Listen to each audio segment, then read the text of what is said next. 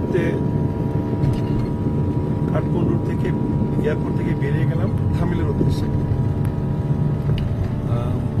আমি আসলে একাই এসেছি দিল্লি থেকে। আমার বন্ধু ফারুক উনি ড্রাইভার পাঠিয়েছেন, মিস্টার জীবন, দেখতে পাচ্ছেন। তো প্রচন্ড গরম, আপনার 30-এর উপরে সেলসিয়াস আছে এখন। তো প্লেন থেকে যা দেখলাম যে নেপালের শহরটা অনেক বড় শহর, চারদিকে পাহাড় ঘেরা, মাঝখানে এই সমতলে একটা বিশাল শহর গড়ে উঠেছে। এটা পর্যায়ক্রমে হয়েছে, একদিনে না। প্রচন্ড গরম, আমি কোট পরে আছি, এখন এসি গাড়ির মধ্যে আছি, কিছুটা স্বস্তিতে আছি। আমরা একটা নেপালের